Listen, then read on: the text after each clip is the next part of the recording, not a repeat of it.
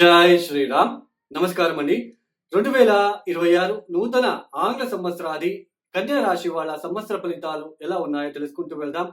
ముఖ్యంగా ఈ సంవత్సర ఫలితాలు అనేది దీర్ఘకాలికంగా ఒకే రాశిలో సంవత్సరం మొత్తం కూడా ఒకే రాశిలో సంచారం చేసే శని, గురు, రాహు, కేతు ఈ 4 గ్రహాల ఆధారాన్ని బట్టి, రాశి మార్పులని బట్టి ఈ ఒక సంవత్సరం ఈ రాశి వాళ్ళకి ఇలాంటి ఫలితాలని చెప్పుకోవడం జరుగుతూ ఉంటుంది. అయితే 2026 సంవత్సరంలో ఈ 4 గ్రహాల రాశి మార్పులు ఏదైనా ఉందా? ఈ రాశి మార్పుల వలన ఈ కన్యా రాశి వాళ్ళ మీద ఎలాంటి పరిణామం చూపిస్తుందో తెలుసుకుంటూ వెళ్దాం. ముఖ్యంగా ఈ 2026 సంవత్సరంలో శని మీన రాశిలోనే సంచారం చేస్తూ ఉంటారు. శని గ్రహ రాశి మార్పు ఉండదు. ఇక రాహు, కేతు 2026 డిసెంబర్ 5వ తేదీ వరకు కూడా రాహు, కేతు రాశి మార్పులు కూడా ఉండవు. రాహు యాజ్ ఇట్ ఈజ్ కుంభంలో సంచారం, కేతు యాజ్ ఇట్ ఈజ్ సింహ రాశిలో సంచారం చేస్తూ ఉంటారు.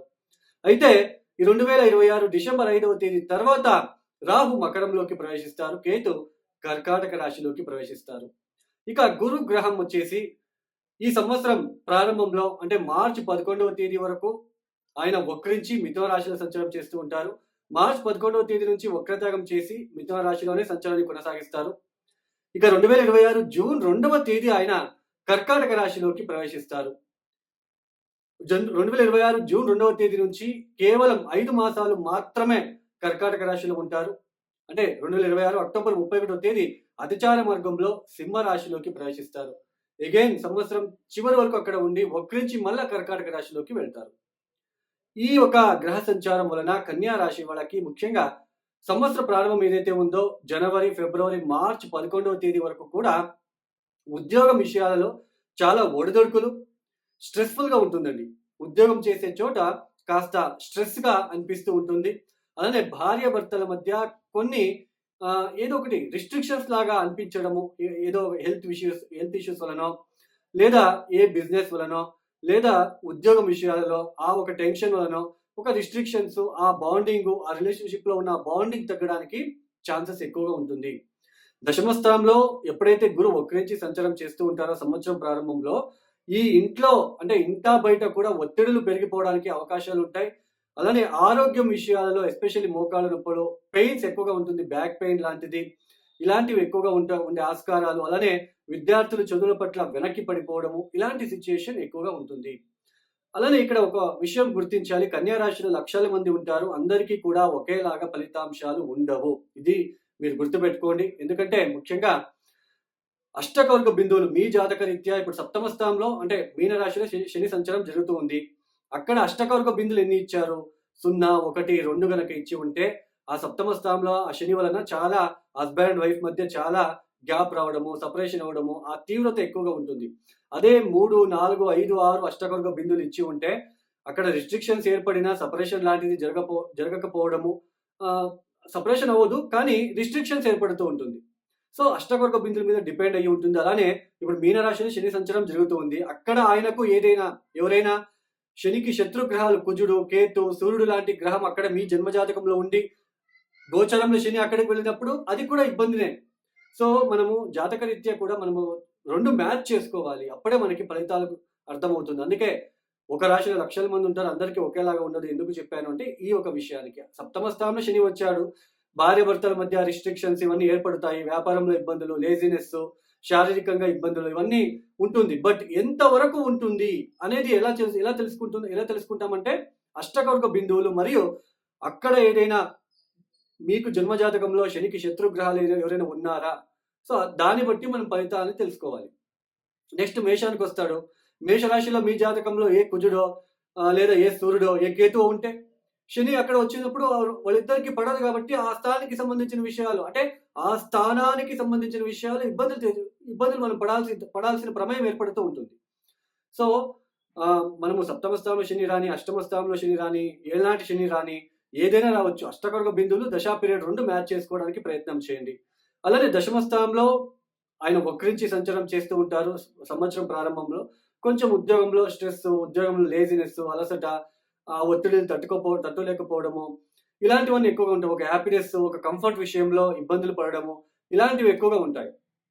బట్ ఎప్పుడైతే జూన్ 2వ తేదీ ఆయన కర్కాటక రాశిలోకి ప్రవేశిస్తారో అప్పటి నుంచి 5 మాసాలు అక్టోబర్ 31వ తేదీ వరకు అంటే జూన్ 2వ తేదీ నుంచి 2026 అక్టోబర్ 31వ తేదీ వరకు కూడా 5 మాసాలు ఈ కన్యా రాశి వాళ్ళకి చాలా పాజిటివ్ ఉండబోతుంది. భార్యాభర్తల మధ్య ఉన్న ఆ రిస్ట్రిక్షన్స్ తగ్గడము, ఆ ఇబ్బందులు తగ్గడము, అగైన్ భార్యాభర్తల మధ్య ఒక అండర్‌స్టాండింగ్ పెరగడము, అలానే వ్యాపార అభివృద్ధి. మీరు వ్యాపారాభివృద్ధి కోసం చేసే ప్రయత్నాల్లో మీకు చాలా బాగుంటుంది. మంచి ఇన్‌కమ్ రావడానికి ఛాన్సెస్ ఉంటుంది. ఈ 5 మాసాలు మాత్రం చాలా ఒక హాయిగా అనిపిస్తుంటుంది. అంటే పీస్‌గా, శాంతిగా, అంటే మనస్సు సంతోషంగా ఉండడము. సంతానం విషయంలో కూడా చాలా పాజిటివ్ ప్రోగ్రెస్ మీరు చూస్తారు. అలానే ఇన్ని రోజులు ఏదైనా పాత బాకీలు రావాలి, నాకు డబ్బు రావాలి, ఇంకా రావాలి అనుకున్న వాళ్ళు ఈ సమయంలో అవ్వడము. అలానే ఇక్కడ ఏదైనా ప్రాపర్టీ నా పేరుకి ఇంకా అవ్వట్లేదు, నా పేరుకి అవ్వాలి, ఏదైనా ప్రాపర్టీ కొనుగోలు చేయడానికి ఇది చాలా కలిసి వచ్చే కాలం. అంటే ప్రాపర్టీ కొనుగోలు చేయడము, మీ పేరు మీద ఏదైనా ప్రాపర్టీ రావడము, అలానే హస్బెండ్ తరపున కావచ్చు, భార్య తరపున కావచ్చు, ఏదైనా పాజిటివ్‌గా, ప్రోగ్రెసివ్‌గా నడవడానికి ఛాన్సెస్ అనేది ఎక్కువగా ఉంటుంది. అలానే ప్రతి రంగంలో ఉన్న వాళ్ళకి హోటల్ బిజినెస్ కావచ్చు, రైతులకి కావచ్చు, కన్‌స్ట్రక్షన్ చేసే వాళ్ళకి కావచ్చు, సాఫ్ట్‌వేర్ ఫీల్డ్‌లో ఉన్న వాళ్ళకి కావచ్చు, అందరికీ కూడా అయినంత వరకు ఆర్థిక విషయాల్లో మెరుగుదల మీకు చూడవచ్చు. జూన్ నుంచి అక్టోబర్ 31వ తేదీ వరకు. తర్వాత ఆయన 12వ స్థానంలోకొస్తాడు. అగైన్ ఖర్చులు పెరగడము, డబ్బులు ఇన్‌కమ్ తగ్గడము, ఇదే అగైన్ భార్యాభర్తల మధ్య ఇబ్బందులు, సెపరేషన్ అవ్వడము, అక్టోబర్ 31వ తేదీ తర్వాత మళ్ళీ అలాంటి సిట్యుయేషన్, ఇలాంటివి ఎక్కువగా ఉంటుంది. అలానే డిసెంబర్ 5వ తేదీ తర్వాత రాహు పంచమానికొస్తాడు. అలానే కేతు లాభానికి వెళ్తాడు. ఇది కూడా పంచమ స్థానంలో ఉంటున్న రాహు వలన బిజినెస్‌లో ఎక్స్‌పాన్షన్ చేసేటప్పుడు చాలా జాగ్రత్తలు తీసుకోండి. అత్యాశకి వెళ్తే చాలా ఇబ్బందులు పడాల్సి ఉంటుంది.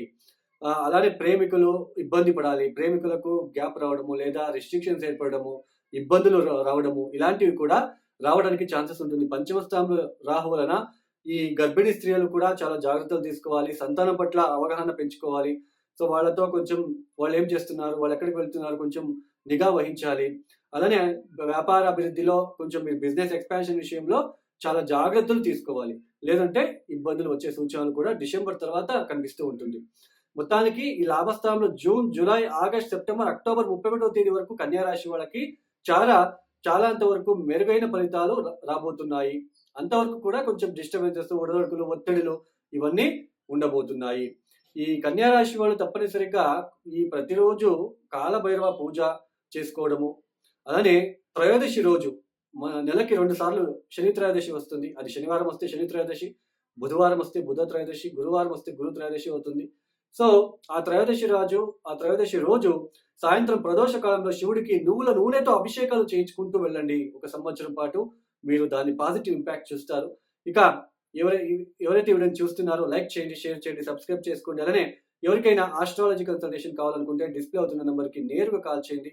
ప్రాబ్లమ్స్ చెప్పుకోరాదు, డేట్ ఆఫ్ బర్త్, టైమింగ్స్ ఉన్నవాళ్ళు నాకు కాల్ చేయండి.